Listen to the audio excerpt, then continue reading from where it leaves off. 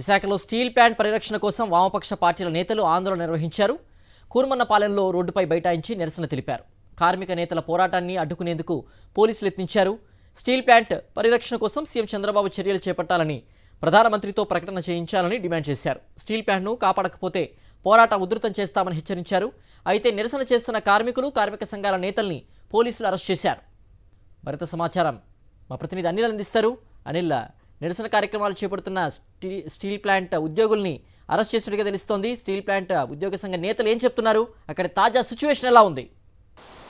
విశాఖ ఉక్కు పరిరక్షణ కోసం కార్మిక సంఘాల నేతలు, కార్మికులు, ప్రజా సంఘాలు కూడా పెద్ద ఎత్తున నిరసనకు దిగాయి. ఈరోజు అగనంపూడి నుంచి గాజువాక వరకు మానవహారం నిర్వహించేందుకు ఇప్పటికే ఏర్పాట్లు చేసుకుని అందుకు అనుగుణంగా మానవహారం కూడా నిర్వహించారు. రోడ్డుపై బైఠాయించి నిరసన కూడా తెలియజేశారు. అయితే పోరాటంపై ప్రభుత్వం పోలీసులను ప్రయోగిస్తున్నాడని కార్మిక సంఘాల నేతలు తీవ్రంగా వ్యతిరేకిస్తున్నారు. గతంలో ఎప్పుడూ కూడా స్టీల్ ప్లాంట్ కార్మికులు చేస్తున్నటువంటి పోరాటాన్ని ప్రభుత్వం అడ్డుకున్నటువంటి దాఖలాలు లేవు. కానీ కూటమి ప్రభుత్వం అధికారంలోకి వచ్చిన తర్వాత మొదటి నుంచి కూడా స్టీల్ ప్లాంట్ కార్మికులు చేస్తున్నటువంటి పోరాటాన్ని పూర్తిగా పోలీసులను ప్రయోగించి అడ్డుకునేటువంటి ప్రయత్నం చేస్తుంది. ప్రస్తుతం ఇప్పుడు కూడా ఈరోజు నిర్వహించినటువంటి నిరసన కార్యక్రమాన్ని అడ్డుకునేటువంటి ప్రయత్నం చేశారు పోలీసులు. అందుకు అనుగుణంగానే పోరాటం చేస్తున్నటువంటి కార్మిక సంఘాల నేతలను కూడా అదుపులోకి తీసుకున్నారు. ప్రస్తుతం విశాఖ ఉక్కు పరిరక్షణ పోరాట కమిటీ చైర్మన్ నరసింహరావును పోలీసులు అదుపులోకి తీసుకుని స్టీల్ ప్లాంట్ పోలీస్ స్టేషన్కు తరలించారు. విజువల్స్లో మనం చూడొచ్చు, నరసింహరావు పోలీస్ స్టేషన్ లోపలే ఉన్నారు. పోలీసులు కూడా నరసింహరావుతో మాట్లాడడానికి కూడా అంగీకరించినటువంటి పరిస్థితి. లోపల కూడా వెళ్ళకూడదు, ఎందుకంటే మీడియాకి అనుమతి ఉండదు కనుక ఇప్పటికే పోరాటం చేస్తున్నటువంటి కార్మికులను అదుపులోకి తీసుకుంటుంది రాష్ట్ర ప్రభుత్వం. ఖచ్చితంగా దీన్ని వెనక్కి తీసుకోవాలని చెప్పి కార్మిక సంఘాల నేతలు కూడా డిమాండ్ చేస్తున్నారు. పోరాటాన్ని అణిచివేయాలని చూస్తే ఖచ్చితంగా పోరాటం ఉధృతం చేస్తామని చెప్పి వీరంతా కూడా పెద్ద ఎత్తున నినదిస్తున్నటువంటి పరిస్థితి.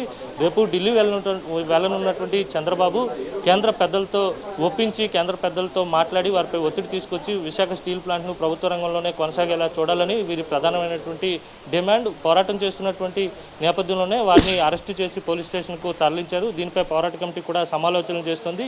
ఇప్పటివరకు కూడా ఏ రోజు అరెస్టులు జరగలేదు. కూటమి ప్రభుత్వం అధికారంలోకి వచ్చిన తర్వాత మాత్రమే పోరాటం చేస్తున్నటువంటి కార్మిక సంఘ నేతలను అడ్డుకునేటువంటి ప్రయత్నం చేయడం, అరెస్టు చేయడం తీవ్రంగా ఆగ్రహం వ్యక్తం చేస్తున్నారు పోరాట కమిటీ నేతలంతా కూడా. దీనికి అనుగుణంగా దీనికి ప్రతిచర్యగా ఉద్యమాన్ని ఏ విధంగా ముందుకు తీసుకెళ్లాలన్న దానిపై కూడా ఆలోచన చేస్తున్నటువంటి పరిస్థితి. గతంలో ఏనాడు కూడా ఇలాంటి నిర్ణయాలు చేయలేదు, ఇలాంటి అడ్డుకట్ట వేయలేదు. కానీ ఇప్పుడు మాత్రం పూర్తి స్థాయిలో ఉద్యమాన్ని అణచివేసేటువంటి ప్రయత్నం ప్రభుత్వం చేస్తుంది. దీన్ని వెంటనే విరమించుకోవాలని చెప్పి వీరంతా చెప్తున్నటువంటి పరిస్థితి. గతంలో ఏనాడు కూడా ఎవరిని అరెస్టు చేయలేదు. రాస్తారోకోలు గతంలో 3 రోజుల పాటు, అంటే జనవరి 27, 2021 ప్రకటన వచ్చిన తర్వాత పూర్తి స్థాయిలో పోరాటానికి దిగి 3 రోజుల పాటు నేషనల్ హైవేని దిగ్బంధించినప్పటికీ కూడా ఏ రోజు కార్మికులపై ఒక కేసు కూడా పెట్టలేదు. కార్మిక నేతలను కూడా అరెస్ట్ చేసినటువంటి దాఖలాలు లేవు. ఈరోజు కొద్దిసేపటి క్రితమే మానవహారం నిర్వహించి రాస్తారోకో చేసినటువంటి పోరాట కమిటీ నేతలను అరెస్టు చేయడం దుర్మార్గం అని కార్మిక సంఘాల నేతలంతా కూడా మండిపడుతున్నటువంటి పరిస్థితి. గతంలో ఏనాడు ఇలాంటి సందర్భాలు లేవు. భవిష్యత్తులో మమ్మల్ని అడ్డుకోవాలని చూస్తే పూర్తి స్థాయిలో ఉద్యమిస్తామని చెప్పి, రాష్ట్ర వ్యాప్తంగా